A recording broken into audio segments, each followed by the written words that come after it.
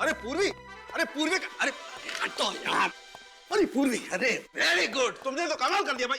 Thank you very much, thank you very much, तुम कमाल हो यार। अरे सालों के साहब, ऐसी क्या बात हो गई जो खुशी से आपकी छाती फूल गई?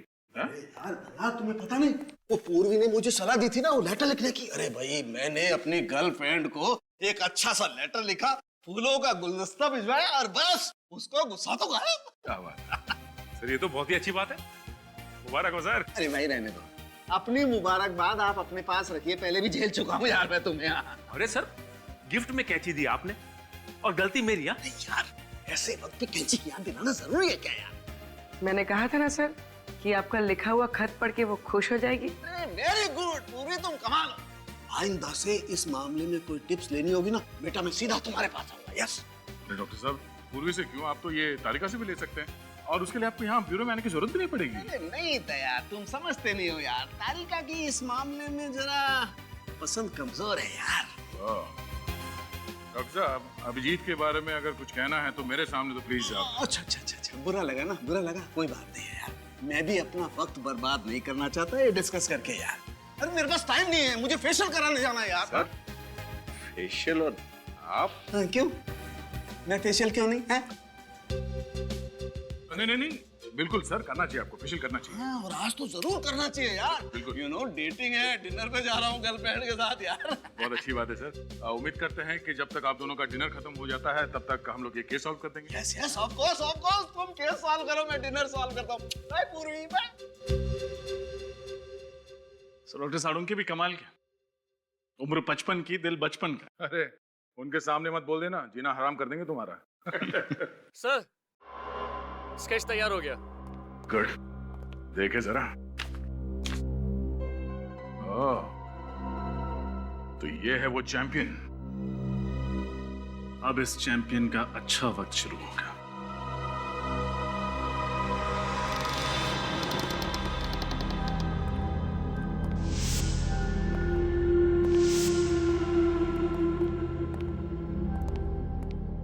देखो कहां छुप के बैठा है।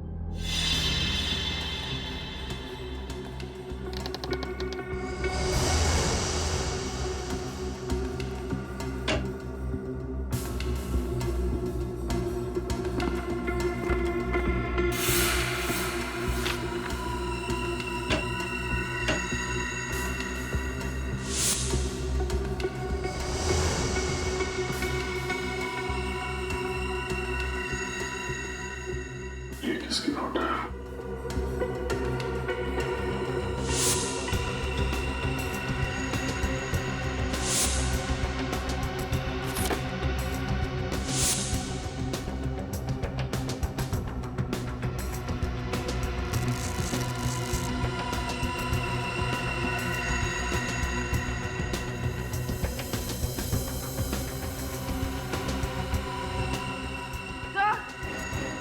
आप बोलिए।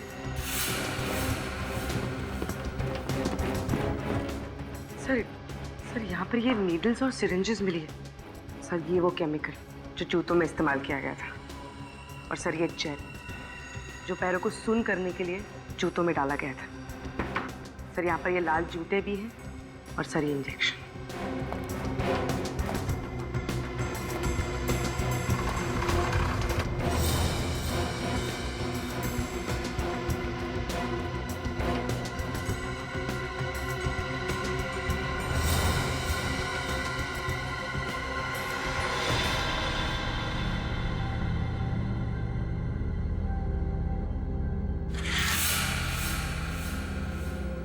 मतलब इन सब के पीछे पीयूष का ही हाथ है।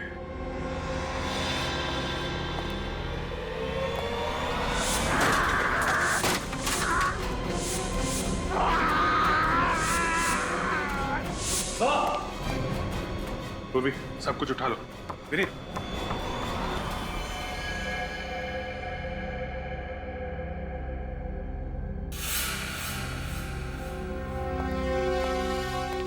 सर पीयूष तो यहाँ मरा पड़ा है, लगता है इसने जहर पिया। My God. सर हमें तो लग रहा था यही सबको मार, फिर इस पीयूष को किसने मार दिया? इसका मतलब इसके साथ कोई और आदमी भी मिला हुआ था क्या? सर ये देखिए, इसकी जेब में से ये चिट्ठी है सर। क्या क्या लिखा है? मैंने ही विशाल का खून करवाया और चेतन पर हमला भी करवाया। नफरत करता था मैं अपने दोस्तों से। कॉलेज के दिनों से चेतन, विशाल, धीरज मुझे परेशान करते थे और बिजनेस पार्टनर बन जाने के बाद भी मुझे मेरा हक नहीं देते थे। इसलिए गुस्से में आकर मैंने उनसे बदला लेने की ठानी। मगर सीआईडी को मेरे बारे में पता चल गया, इसलिए मैं अपनी जान दे रहा हूं। पीयूष, अजीब बात है सर, जब गुनहगार को पता होता है कि एक ना एक दिन वो पकड़ा ही जाएगा, फिर गुनाह करता ही क्यों है? और इसने तो सीआईडी के डर से खुदकुशी कर ली। बात कुछ हजम नहीं हो रही है विनीत। ये आदमी अपने दोस्तों से बदला लेना चाहता था। इतनी लंबी प्लानिंग की उसने बदला लेने के लिए, और अभी इसका बदला पूरा भी नहीं हुआ। डर के मारे आत्महत्या करेगा क्या? सर, इसके हाथ और पैर पर ये निशान देखिए। रस्सी के बांधने का निशान। पीयूष को बांध के रखा था।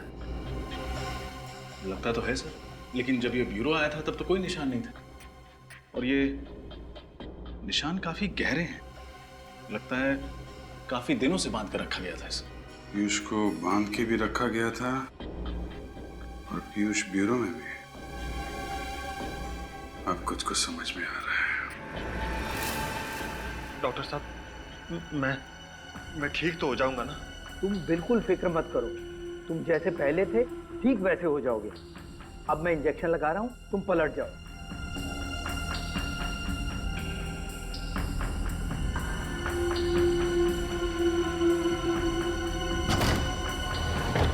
कौन हो तुम लोग? सीआईडी, पीछे हटो। चेहरा बदलवाया जा रहा है? चेहरा चाहे पीयूष का हो या अमित का, अंजाम तो फांसी ही है। ये क्या बकवास कर रहे हैं आप लोग? ऐसी कोई बात नहीं है। जाने दीजिए मुझे। कहाँ जा रहे हो? चेहरा नहीं बदलवाओगे?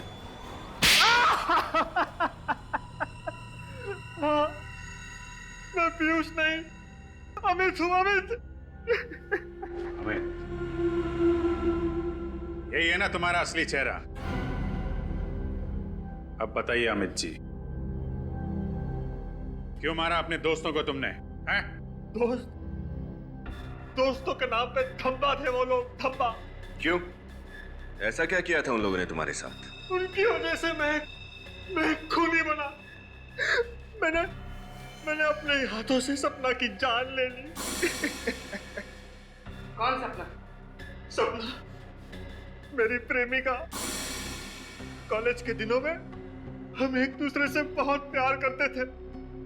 एक दिन सपना ने विशाल, पीयूष, चेतन और धीरज को एग्जाम पेपर चुराते हुए देख लिया। फिर उसने धमकी दी कि वो सब कुछ प्रिंसिपल को बता देगी। फिर इन चारों ने उसे मारने का प्लान बनाया। पर सपना तो तुम्हारी गर्लफ्रेंड थी। उनके कहने पे तुमने सपना का खून कर दिया। क्यों? क्योंकि उन चारों ने मुझसे झूठ कहा कि सपना मुझसे बेवफाई कर रही है। वो चारों अच्छी तरह से जानते थे कि मुझे मेरे गुस्से पर काबू नहीं रहता। इसीलिए बिना सच जाने मैंने सपना की जान ले ली।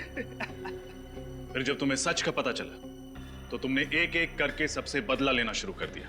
हाँ, और डॉक्टर साहब ने मेरी मदद की।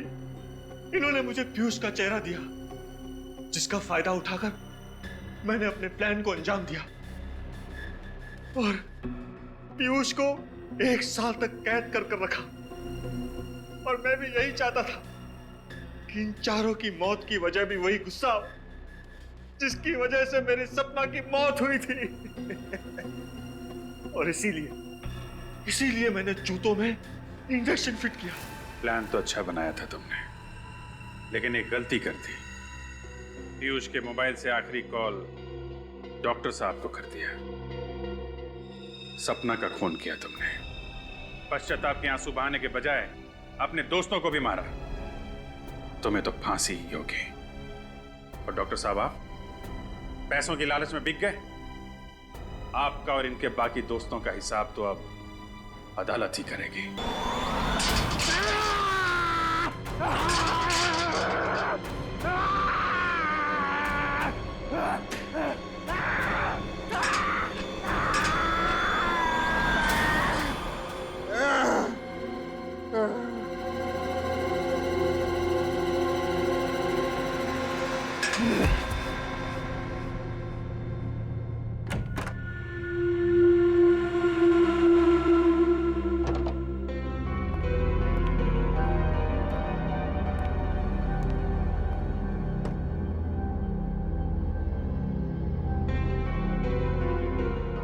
हैप्पी एनिवर्सरी प्रीति।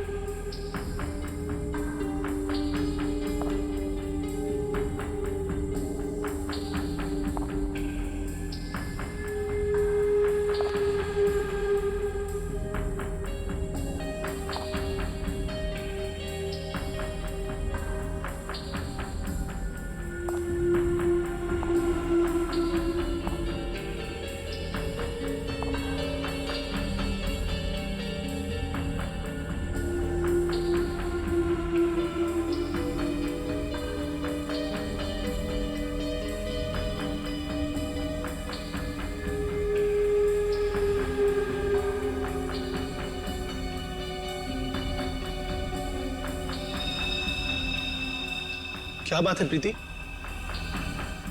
तुम ठीक तो हो ना?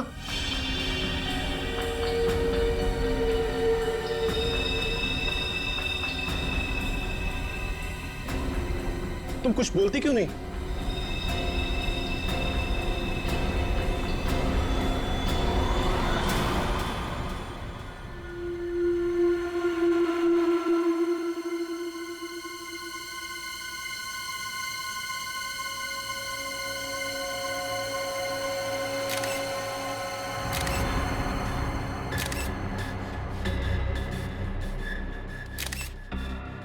तीन, चार, पाँच, छः, सात। 7 बार चाकू से घुपा गया इस विशाल को। एक पत्नी अपने पति को इतनी बेरहमी से मारेगी, वो भी शादी के सालगिरह के दिन, यकीन ही नहीं हो रहा। हाँ सर, इसकी लाश को देखकर लग रहा है इसकी पत्नी बहुत नफरत करती होगी इससे।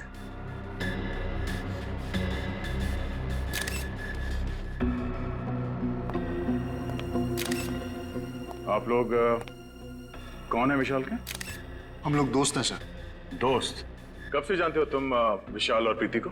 सर हम उन्हें कॉलेज टाइम से जानते हैं सर। इन दोनों के बीच रिश्ते कैसे हैं, संबंध कैसे थे? सर वो एक दूसरे से बहुत प्यार करते थे। आज तक कभी उन्होंने एक दूसरे से ऊंची आवाज में भी बात नहीं की थी। अच्छा, तो आज ऐसी क्या बात हो गई कि प्रीति ने विशाल को इतनी बेरहमी से मारा? कुछ समझ में नहीं आ रहा है सर। प्रीति ऐसा कैसे कर सकती है? सर विशाल आज सुबह बहुत खुश था।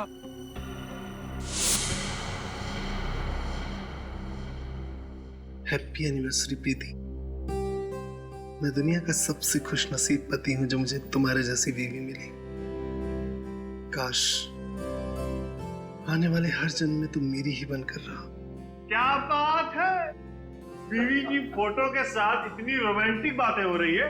अबे साथ में होती होगी तो ये जनाब तो शायर बन जाते होंगे। यार ये तो बहुत गलत बात है, दरवाजा खटखटा के आना चाहिए था ना। अच्छा, तुम लोगों ने मेरी सारी बातें सुन ली। अरे सुन ली तो क्या हुआ, तू हमारे कॉलेज का दोस्त है यार, लंगोटिया यार। और प्रीति को इम्प्रेस करने के तरीके हम ही से तो पूछता था। भूल गया? कैसे भूल सकता हूँ यार, मेरे घोड़ी चढ़ने का श्रेय तुम लोगों को ही तो जाता है। वो बात तो है, और इसीलिए आज हमें पार्टी चाहिए। हाँ पार्टी? हाँ, तेरी वेडिंग एनिवर्सरी की पार्टी यार। यार प्रीति से पूछना पड़ेगा। क्या बात कर रहा है यार, उसे पूछने की क्या जरूरत है? अरे सरप्राइज दे देते हैं उसको, वो खुश हो जाएगी। आइडिया तो अच्छा है, ठीक कह रहा है तू। मैं भी कुछ ऐसा ही सोच रहा था, है ना? तो आज रात 10 बजे पार्टी पक्की। Done done done done. और फिर जब हम अंदर घुसे तो हमने देखा विशाल जमीन पे पड़ा हुआ था और प्रीति उसके पास बेहोश थी। और हाँ, प्रीति के हाथ में एक चाकू था, खून से सना हुआ।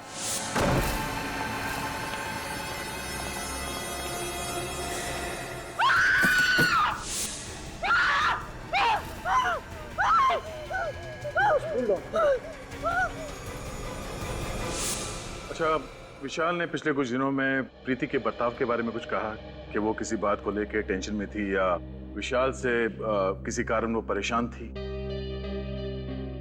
नहीं सर, विशाल ने कभी ऐसा कुछ नहीं कहा। हाँ सर, लेकिन वो ये कह रहा था कि आजकल वो प्रीति को टाइम नहीं दे पा रहा था। एक्चुअली काम में बहुत बिजी था। आखिरी बार आपने कब बात की प्रीति से? आज शाम को ही बात की थी मैंने उससे। वो बहुत खुश थी, बहुत ही खुश।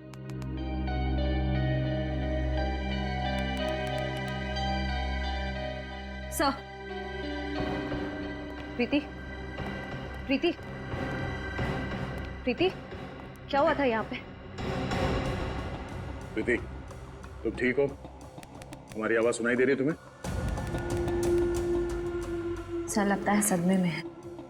सर, कहीं ये एक्टिंग तो नहीं कर रही है सदमा लगने की? श्रेया, काम करो, इसे ब्यूरो लेके चलो। विनीत, आसपास लोगों से पता करो कि प्रीति और विशाल के बीच में संबंध कैसे थे। और फेडी, इनके दोस्तों का नाम और एड्रेस ले लो और इनसे बोलना कि जब तक ये केस सॉल्व नहीं हो जाता कोई भी शहर छोड़ के बाहर नहीं जाएगा। सर, ये प्रीति तो कुछ बोलने को तैयार ही नहीं। लगता है अपने पति की मौत का गहरा सदमा लगा उसे। सदमा कैसा सर? इसने अपने ही हाथों से अपने पति विशाल का खून किया है। हाँ सचिन, पर कुछ तो है जो इसे बाकी के खूनियों से अलग करता है। विशाल के खून के बाद इसने भागने की कोशिश नहीं की और ना ही कोई बहाना बनाया। विशाल की मौत के बाद से लेके अब तक इसकी जुबान से एक शब्द तक नहीं निकला। पानी का एक घूंट तक नहीं पिया इसने। पता नहीं इसके दिमाग में क्या चल रहा है। क्या बात है भाई, बड़ी टेंशन में तुम लोग? टेंशन की बात है सर। क्यों टेंशन क्या है? ये केस तो बड़ा आसान था यार। खूनी अपने आप पकड़ा गया, भाग दौड़ करने की जरूरत ही नहीं पड़ी तुमको। सर, जब तक खूनी अपना गुनाह मान न ले हम चैन की सांस नहीं ले सकते। और ये प्रीति, ये तो कुछ बोलने को तैयार नहीं है। बहरहाल भाई, प्रीति कुछ बोले या ना बोले, लेकिन मैं आप लोगों को एक बात बोलता हूँ। प्रीति के दिल में अपने हस्बैंड के लिए सख्त नफरत थी। नफरत? पर सर, इनके दोस्तों ने तो कहा कि ये लोग एक दूसरे से बहुत प्यार करते थे। लव मैरिज थी इनकी। लव मैरिज थी या अरेंज मैरिज थी मुझे नहीं मालूम, लेकिन विशाल के शरीर पर जो चाकुओं के घाव हैं, उससे साफ पता लगता है कि प्रीति के दिल में विशाल के लिए सख्त नफरत थी। जगह जगह पर चाकू से वार किए गए। मुझे तो लगता है कि विशाल के मर जाने के बाद भी प्रीति उसे चाकू मारती रही। इतनी नफरत? प्रीति, तुमने विशाल का खून क्यों किया? हाँ? क्या वो तुम्हें मारता पीटता था, दहेज के लिए परेशान करता था, या किसी और से प्यार करता था? बताओ प्रीति, तुम्हें जवाब देना होगा। ऐसी क्या बात थी जिसकी वजह से तुम उससे इतना नफरत करती? नफरत नहीं, प्यार करती थी मैं विशाल से, और अब भी करती हूँ। विशाल की मौत के बाद जो खोया वो आप लोग नहीं समझो, और वैसे भी विशाल के जाने के बाद मेरी जिंदगी का कोई मतलब नहीं। अगर तुम इतना प्यार करते थे विशाल से तो फिर उसे मारा क्यों? क्या फायदा? वैसे भी आप लोग सीआईडी वाले मेरी बात का कहाँ विश्वास करेंगे? विश्वास करना है या नहीं, वो हम पे छोड़। पहले बताओ कि तुमने विशाल को क्यों मारा? मुझे नहीं पता उस दिन क्या हुआ। मुझे विशाल पर बहुत गुस्सा है और मैंने बिना सोचे समझे उसे मार डाला। कोई किसी को बेवजह 7-7 बार चाकू नहीं मारता प्रीति। मैंने कहा था आप लोग मेरी बात का भरोसा नहीं करेंगे, और वैसे भी मुझे कुछ नहीं कहना। चढ़ा दीजिए मुझे फांसी पर, मुझे नहीं जीना। चढ़ा दीजिए मुझे फांसी पर, मैं विशाल के बिना नहीं जी सकती। दया, यार मुझे लगता है इस लड़की के साथ कुछ प्रॉब्लम है। कैसी प्रॉब्लम सर? यार वो तो समझ में नहीं आ रहा है, लेकिन मुझे लगता है कत्ल करते वक्त इस लड़की का दिमाग इसके काबू में नहीं था। सर कत्ल करते वक्त तो किसी भी खूनी का दिमाग काबू में नहीं रहता। मुझे तो लगता है ये लड़की झूठ बोल रही है।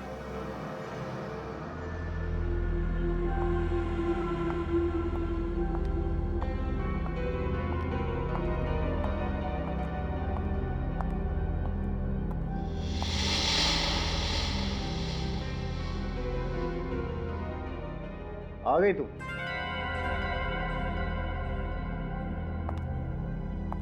फोन भी नहीं उठा रही। मुक्ता कहां रह गई थी तू? कब से इंतजार कर रहा हूं। क्या हुआ? सब ठीक तो है ना? ओ, समझ गया। लगता है इस बार तुमने फिर से क्रेडिट कार्ड की लिमिट एक्सीड कर दी है ना? डोंट वरी, मैं कमाता किसके लिए हूं यार? तुम्हारे लिए। अभी बहुत लेट हो रहे हैं, चलते हैं, ठीक है?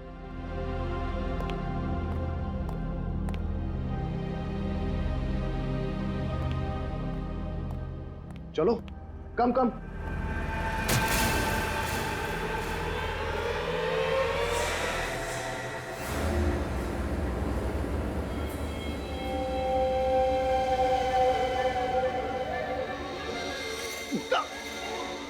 ये क्या किया तुमने? क्या कर रही हो ये?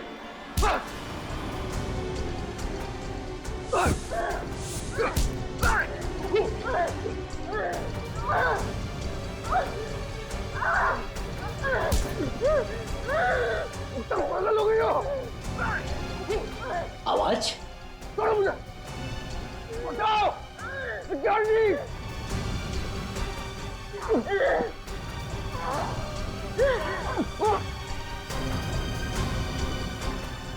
छोड़ो! क्या कर रही हो? मैं क्या कर रही हूँ? अरे छोड़िए! आप क्या कर रही हैं? अरे छोड़िए मैडम! ठीक तो है ना सर? मुक्ता, ये क्या कर रही हो? पागल हो गई हो? होश में आओ!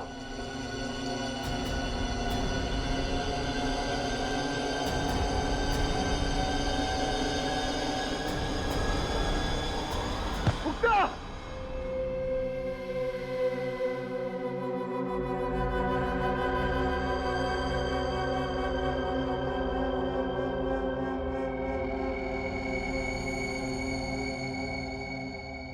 मुक्ता, अब कैसी हो तुम?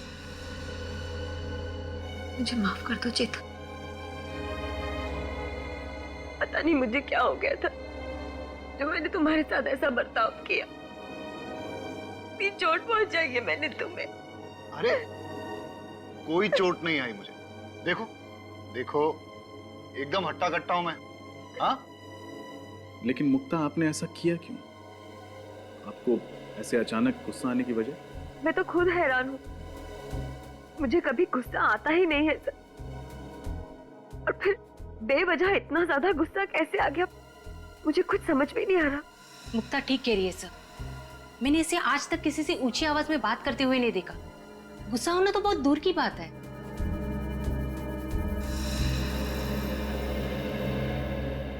तो आप दोनों का कहना है कि आप लोगों ने अपने अपने पतियों पे इसलिए हमला किया क्योंकि आप लोगों को अचानक उन दोनों पे बहुत तेज गुस्सा आने लगा। फिर हैरानी की बात यह है कि आप दोनों के पास कोई ठोस वजह नहीं थी उनसे गुस्सा होने की, राइट? जी हाँ सर, पता नहीं मुझे क्या हो गया था।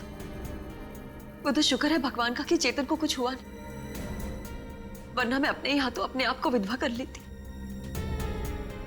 2 दिनों के अंदर ऐसे 2 हादसे होना कोई इत्तेफाक तो नहीं हो सकता। जरूर कोई बड़ा कारण है इसके पीछे जो इस वक्त हमें दिख नहीं रहा। और इस बात के तह तक पहुंचने के लिए हमारा ये जानना बहुत जरूरी है कि उस दिन आप लोगों ने क्या क्या किया था। सर, उस दिन विशाल ने मुझे सुबह उठाया, मेरे लिए ब्रेकफास्ट बनाया, मुझे बहुत पैम्पर कर रहे थे क्योंकि हमारी एनिवर्सरी थी उस दिन। फिर उनके ऑफिस जाने के बाद मैं तैयार होकर बाजार गई। वहां मैंने विशाल के लिए एनिवर्सरी गिफ्ट खरीदा। उन्हें म्यूजिक बहुत पसंद था, इसलिए मैं उनके लिए स्पीकर्स लेकर आई और फिर मैं घर चली आई। अच्छा ये बताइए, उस दिन आपने बाहर कुछ खाया था? नहीं, मैंने लंच घर पर ही किया था। उसके बाद क्या हुआ?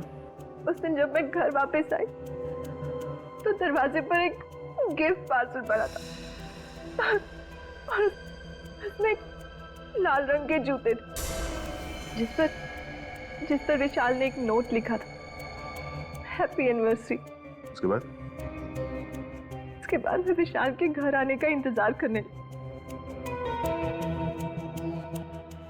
खुद को संवारने लगी, विशाल की पसंदीदा साड़ी पहनी और उसके वो भेजे हुए जूते पहने।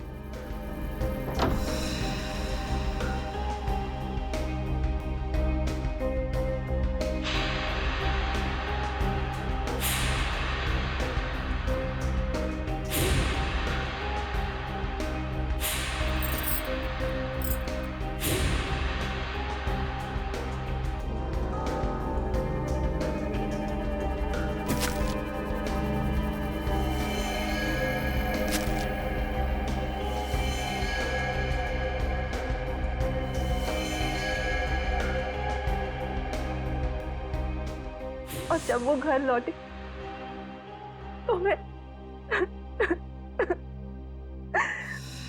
और मुक्ता जी, आपने क्या किया था उस दिन?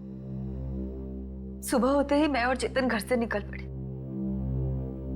वो अपने ऑफिस चले गए और मैं अपने बैंक का काम खत्म करके मार्केट में ही घूमने लगी। फिर मैं एक जूते की दुकान में गई। ये बिल्कुल नया स्टॉक है मैम, आपको जरूर पसंद आएगा। ये है तो बहुत प्यारे, लेकिन क्या आपके पास इनमें लाल कलर है? नहीं मुक्ता जी, लाल कलर के जूते आउट ऑफ स्टॉक है। भाई साहब, मैं पार्टीज में ना सिर्फ लाल कलर पहनती हूँ, मंगा दीजिए ना। अरे क्यों नहीं मुक्ता जी, आपके लिए क्यों नहीं मंगवाऊंगा। मुझे शाम तक का वक्त दीजिए, मैं लाल कलर का जूता आपके घर पे भिजवा दूंगा। ठीक है, लेकिन 4 बजे तक भिजवा दीजिएगा। ओके? वही जूते पहन के मैं चेतन के ऑफिस गई और फिर ऑफिस। अच्छा ये बताइए कि आपने बाहर कुछ खाया पिया था क्या? जी हाँ, मैंने और चेतन ने लंच बाहर ही किया था। पूर्वी, इन दोनों को अंदर ले जाओ। आई।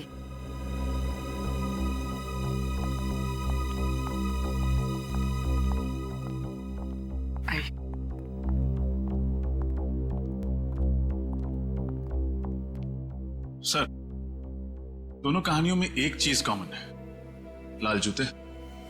हाँ रजत, पर इन लाल जूते में ऐसी क्या बात हो सकती है? मगर सर, प्रीति को ये लाल जूते उसके पति ने गिफ्ट किए थे और मुक्ता को दुकानदार ने होम डिलीवरी की थी। हाँ विनीत, मगर ये लाल जूते ही है जो इन दोनों कहानियों को आपस में जोड़ती है।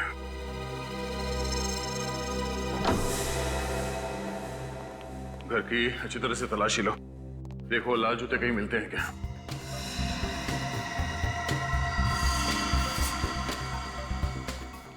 निखिल तुम अंदर चेक करो, मैं यहां देखता हूं।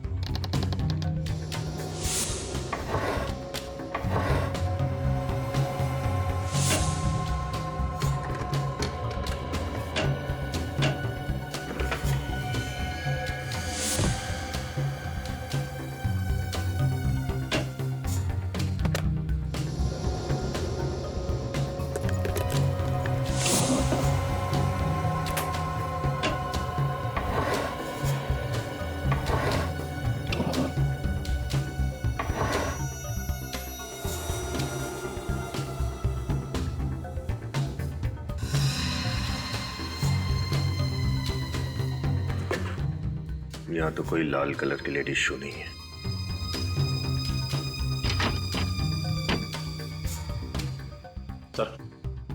सर जूते अंदर नहीं है।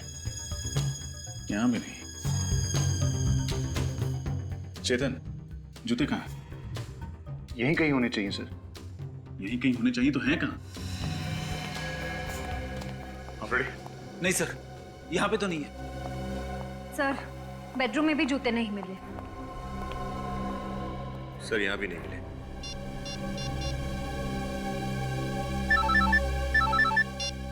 हाँ बोलो। हमने मुक्ता के घर को अच्छी तरह छान लिया, जूते नहीं मिले। इसका मतलब साफ है कि गड़बड़ उन जूतों में ही है, इसलिए हमारे पहुंचने से पहले खूनी ने वो जूते गायब कर दिए। ये लाल जूते गए तो कहाँ गए? सर ये केतु है, मुक्ता जी के घर यही गया था जूते देने। सर मुझे कुछ नहीं मालूम सर, मैं तो सिर्फ जूते देकर वापस आ गया था सर। थोड़ा याद करके बता, जब तुम मुक्ता को उसके जूते देने जा रहे थे तो रास्ते में कुछ हुआ? शायद तुमने थोड़ी देर के लिए जूतों को लावारिस छोड़ दिया, या फिर किसी ने उन्हें बदल दिया, कुछ अलग, कुछ अजीब, कुछ भी।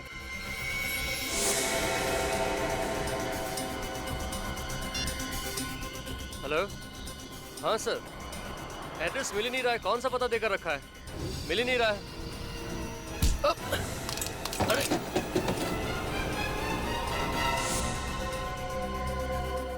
सर इसका मतलब जो आदमी केतु से टकराया उसने जूते बदल दिए? हो सकता है पंकज, और अगर जल्दी ही उन खूनी जूतों का राज पता नहीं चला तो शायद कुछ और पति मारे जाएंगे अपनी पत्नियों के हाथों।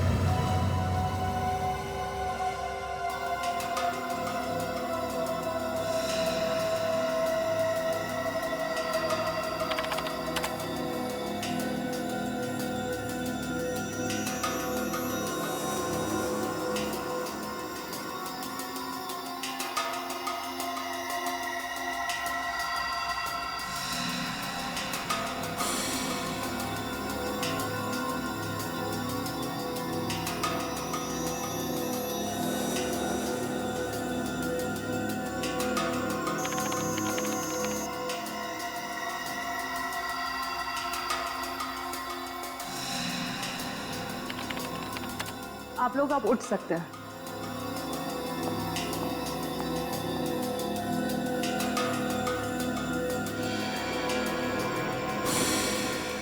ओ, ये चक्कर है। क्या चक्कर है डॉक्टर साहब? अभिजीत, मुझे खूनी का पता लग गया। कौन है सर? जूते। जूते? वही लाल जूते जो इन दोनों लड़कियों ने पहने हुए थे। डॉक्टर साहब ये कैसे हो सकता है? रजत, उन जूतों में ऐसा कुछ खास था जिसकी वजह से जो भी उन जूतों को पहनता शायद खून करने लगता। मतलब सर, उन जूतों को अगर मैं पहनती तो मैं भी खून कर देती? शायद, चांसेस हैं। क्या बात कर रहे हैं डॉक्टर साहब? ऐसा क्या है उन जूतों में कि उन्हें पहन के एक आदमी खूनी बन जाएगा? मैं बताता हूँ, हाँ। ये देखो, इन दोनों के पैरों पर ये छोटा सा इंजेक्शन का निशान। इसका मतलब ये है कि इंजेक्शन के जरिए कोई ऐसा केमिकल इनके शरीर के अंदर गया है जिसकी वजह से इन लोगों ने ऐसा वायलेंट रिएक्ट किया है। और ये इंजेक्शन इन्हें तब लगा जब इन दोनों ने वो लाल जूते पहने थे। अगर जूतों में इंजेक्शन था तो हमें महसूस क्यों नहीं हुआ? मतलब हमें चुभता ना, हमें दर्द तो होता। अभिजीत, शायद इंजेक्शन के साथ साथ उसमें एनेस्थीसिया भी था जिसकी वजह से इन दोनों के पैर सुन्न हो गए और इन्हें पता नहीं चला। तो बहुत बड़ी प्लानिंग की खूनी ने। लेकिन डॉक्टर साहब, ये इंजेक्शन था किस चीज का? हॉलीवुड क्रेडॉक। What? हॉलीवुड क्रेडॉक? हाँ सर। Oh my God! क्यों? ऐसा क्या है इस केमिकल में? ये एक ऐसा केमिकल है अभिजीत जो अगर इंसान के शरीर में चला जाए तो उसका ब्लड प्रेशर बहुत हाई हो जाता है, उसके दिमाग में तूफान मचने लगता है, उसे इतना ज्यादा गुस्सा आने लगता है कि वो अपने होश में नहीं रहता, बहुत ही हिंसात्मक, वायलेंट हो जाता है, और ऐसी हालत में वो किसी का खून भी कर सकता है। मतलब सर बहुत ही खतरनाक केमिकल है। हाँ मीनू, इसीलिए इस केमिकल पर बैन है।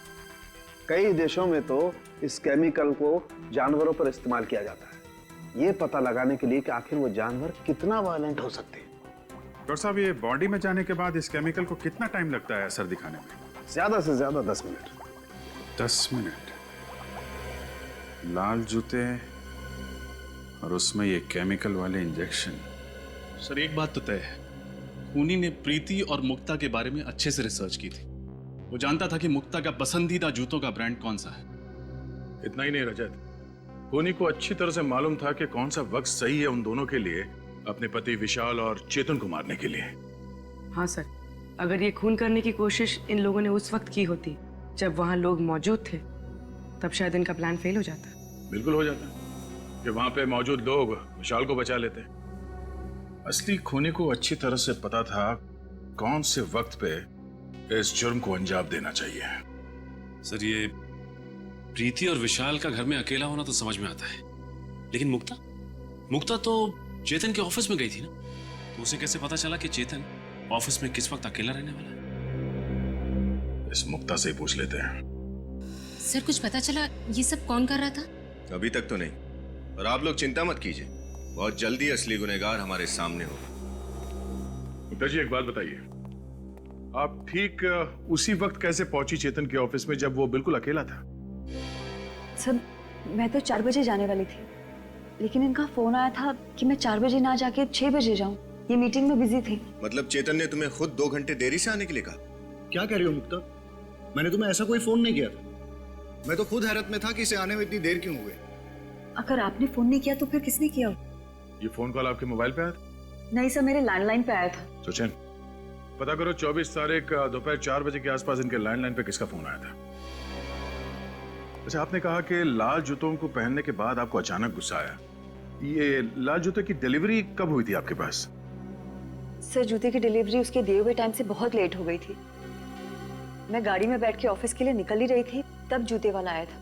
और वो जूता पहना कब आपने? इनके ऑफिस के नीचे सर, जूते चेंज करके ही मैं ऊपर गई थी। लेकिन सर, अगर खूनी चाहता था कि मुक्ता नए जूते पहनकर ऑफिस जाए, तो वो आखिरी मिनट तक इंतजार क्यों करता? मतलब ये भी तो हो सकता था कि मुक्ता नए जूतों को गाड़ी में ही रहने देती और पुराने जूतों में ही चेतन से मिलने चली जाती। हो सकता है रजत, पर उस दिन ये दोनों पार्टी में जाने वाले थे, तो शायद मुक्ता कार में जूते पहन लेती, और खूनी के पास अच्छा मौका भी था चेतन को मारने का, है ना, क्योंकि ये दोनों अकेले थे। पता नहीं हम दोस्तों के पीछे कौन हाथ धो के पड़ गया। हमने तो किसी का कुछ भी नहीं बिगाड़ा। चेतन, दिमाग पर जरा जोर डालिए। कोई पुराना किस्सा याद आता है? कोई पुरानी दुश्मनी, छोटी ही सही, कोई भी ना? आप लोगों पे किसी पे शक नहीं है? नहीं सर। सर, ये जुर्म तो एक उलझी हुई पहले की तरह होता जा रहा। अगर इनका कोई दुश्मनी नहीं था, फिर कौन ऐसा होगा जो इतनी गहरी साजिश रचेगा इन दोनों को मारने के लिए? ये सब कुछ एक सोचा समझा हुआ प्लान है। खूनी ने ऐसा वापरा जैसे शतरंज के खिलाड़ी घोड़ों और ऊंट को वापरता है। हाँ सर, खूनी ने ये सब उन जूतों के जरिए किया है, उनमें इंजेक्शन फिट करके। इसका मतलब है वो जूते ऑर्डर देके बनवाए गए थे, तभी तो सोल के नीचे इंजेक्शन रखने का जगह बना पाया वो। सर, फिर तो खूनी लेदर मार्केट भी गया होगा चमड़ा खरीदने। बिल्कुल गया होगा। उन सारी दुकानों में जाके पता करो जहाँ पे ये जूते बनते हैं या फिर उन्हें बनाने के सामान बेचे जाते हैं। सर, उस नंबर का पता चल गया है सर। वो फोन चेतन ने नहीं बल्कि किसी अरुण कुमार ने किया था। अरुण कुमार? मुक्ता, आप किसी अरुण कुमार को जानती हैं? अरुण कुमार?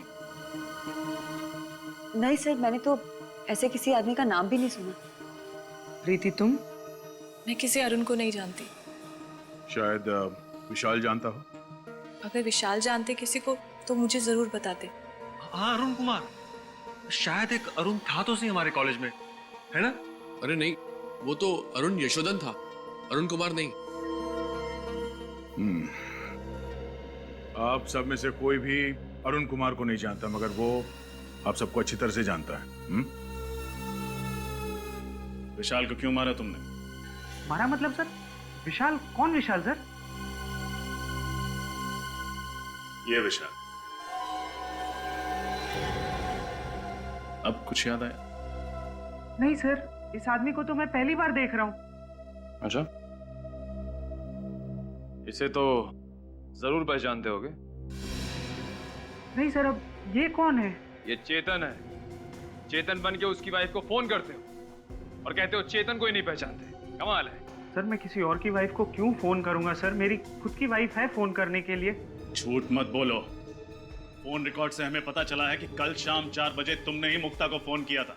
मुक्ता? सर मैं इनमें से किसी को नहीं जानता। कौन है ये सब सर? और कल 4 बजे? हाँ सर, 1 मिनट। मैं कल शाम को 4 बजे बाजार गया था और एक आदमी ने मुझसे फोन मांगा था एक कॉल करने के लिए। एक आदमी को दिया था फोन कॉल करने के लिए। बड़ी अच्छी कहानी बना लेते हो। मैं कहानी नहीं बना रहा हूँ, आप खुद सोचिए, अगर मुझे जुर्म करना होता तो मैं खुद का फोन क्यों इस्तेमाल करता? किसी पीसी या किसी और फोन से कॉल नहीं कर सकता था क्या? उस आदमी की शक्ल याद है तुम्हें जिसने तुमसे तुम्हारा फोन मांगा था? नहीं सर, थोड़ा जल्दी में था तो ज्यादा ध्यान नहीं दिया मैंने। ठीक है,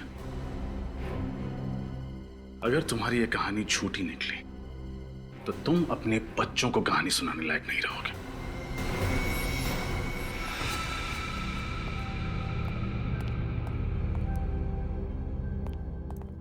क्या हुआ पीयूष? तूने हम लोगों को अचानक क्यों बुला लिया? मुझे तुम लोगों से जरूरी बात करनी है। हाँ बोलना। मुझे लगता है वो वापस आ गया है। What? पागल तो नहीं हो क्या तू? अरे यार मैं ठीक कह रहा हूँ। विशाल ऊपर पहुंच गया, चेतन मरते मरते बचा। इससे पहले कि हम दोनों का टिकट कट जाए हमें सब कुछ सीआईडी को बता देना चाहिए। दिमाग तो नहीं खराब हो गया तेरा? अगर सीआईडी को इस बात की भनक भी लग गई ना तो तू सोच नहीं सकता वो हम लोगों का क्या हाल करेंगे। अरे यार जो होगा देखा जाएगा, यूं बेमौत मरने से तो अच्छा ही है ना। देख, अगर तूने सीआईडी को बताने की बात भी की ना तो वो वापस आया हो या ना आया हो, मैं तुझे जरूर मार डालूंगा। अरे मुझे बचा ले यार, मैं पागल हो रहा हूँ, पागल। मेरा दिमाग फट रहा है, दिमाग। मैं मरना नहीं चाहता, मैं मरना नहीं चाहता, मैं जीना चाहता हूँ, मैं जीना चाहता हूँ। पीयूष, तू घबरा मत, कुछ नहीं होगा हम लोगों को, सब ठीक हो जाएगा। डोंट वरी, हम तेरे साथ हैं ना। मैं मरना नहीं चाहता हूँ, मैं जीना चाहता हूँ, मैं मरना नहीं चाहता, मैं मरना नहीं चाहता। Please help me. कहाँ?